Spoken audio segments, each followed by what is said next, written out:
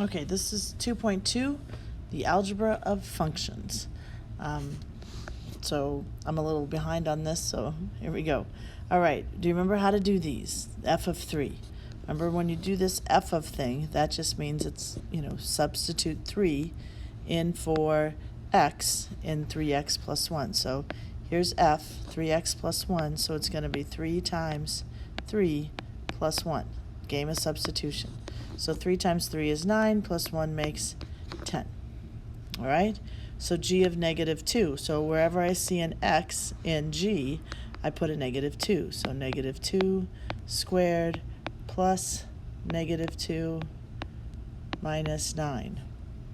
So that makes 4 minus 11, or negative 7.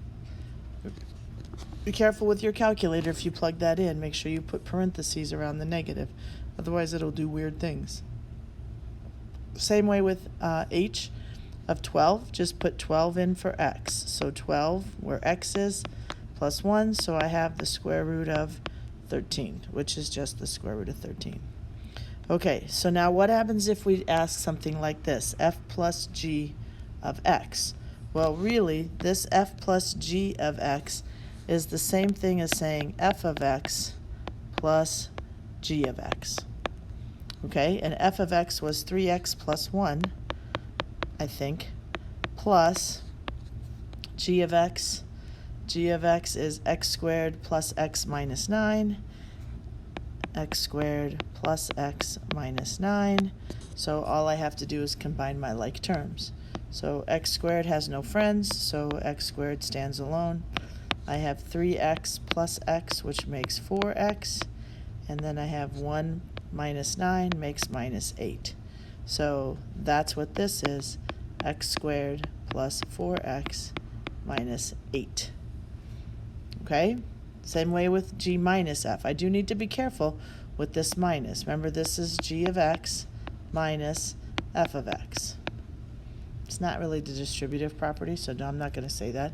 But we have to just subtract the two functions. So g of x was x squared plus x minus 9, x squared plus x minus 9, minus f of x, which is 3x plus 1. 3x plus 1. Just be super careful.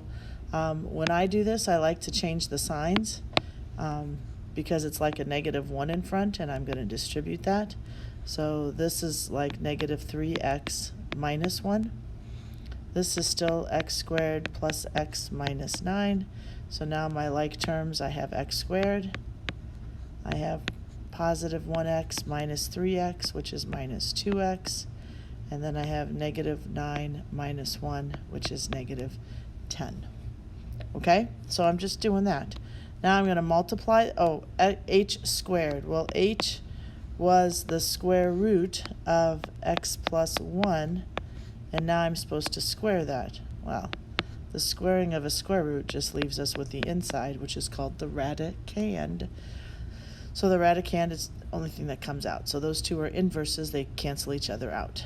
And then I have to do f divided by g, which is not a big deal. That's just 3x plus 1, which was f, and g is x squared plus x minus 9. And the only thing I could perhaps do would be to factor the denominator and cancel out with the numerator, but I can't get a 3x in the denominator because it's just x squared, so I just walk away. That's it. Nothing else to do. All right, so now we have to talk about domain. I think we've talked a little bit about domain, but now we're going to have domains of all different kinds of functions, not just graphs. So most of the time, we're going to get all real as our domain. We have exceptions when it comes to fractions and radicals, okay? So, because if I look, now this is a polynomial function. All polynomial functions, the domain is all real, because I can go forever. Notice there's why can't I pick any value I want for x? I could pick any value I wanted for x, whether it's a positive or a negative. So this domain is all reals. And in interval notation, we write that as negative infinity to positive infinity. So every polynomial function, the domain is going to be all reals. So this is a polynomial function. It's a trinomial. It's a binomial. My eyes are switching up numbers. This is a quadratic. I don't know what I'm saying. It's a quadratic. It's a trinomial. It's a quadratic, and it's a polynomial function. So I can pick any value for x that I want. So I say all reals for the domain. For the domain. And so then that means negative infinity to infinity. Okay? Same way here. This is a cubic, and it's also a polynomial function, so this domain is going to be all reals. Right? Oh, how about the range? Look at my y values. Notice this line is going to, or this curve is going to continue to go that way. This is going to continue to go up. So if I had to talk about range, the range here would also be negative infinity to infinity. But now back up here with the x squared, notice my range is not going to be all reals because it stops right there. It's almost almost 0. It's not quite 0. So I think yesterday we estimated it to be about 0.2. So y has to be greater than or equal to 0.2 because it's going up. So how do I write that in interval notation? I have a square bracket because it's equal to, and I'm going up 0.2 to infinity because it's going to keep going up. Every even value, you're going to have to be careful of the range, but every odd exponent, it's going to just go on forever. Okay, so now what happens when I have fractions like this? Okay, notice this is called a rational function. Okay, let me write that down. It's called a rational function. It's called a rational function because of this word ratio. Ratio implies a fraction.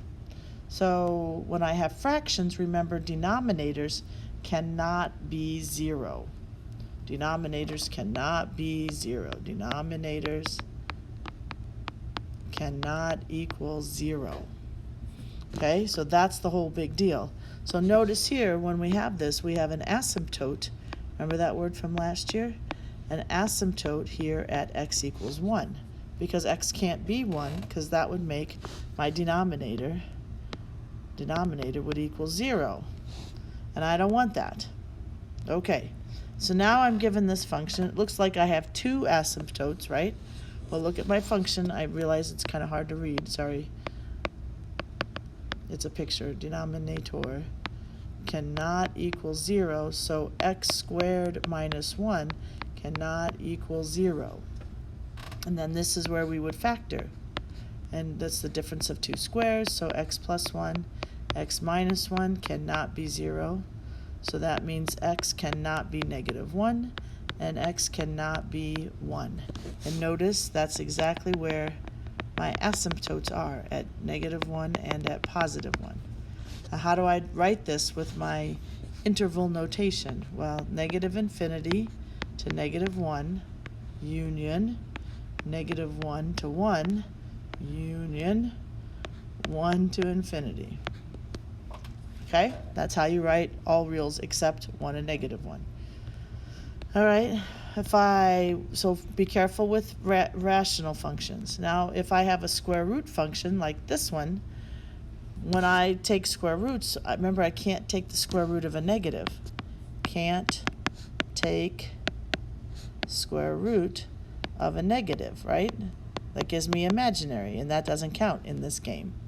So I have to say that the radicand, remember that thing on the inside, the radicand has to be greater than or equal to 0. It can be 0, it just can't be negative. So we say x minus 5 has to be greater than or equal to 0. Add 5, so x is greater than or equal to 5. Notice, here it is, 5. It's greater than or equal to, because it keeps going. In interval notation, we'd have a square bracket 5, comma, infinity. Okay? And now this next one, I forgot to write the equation, but no, it goes the other way. That means it was something like the square root of negative x minus 3.5.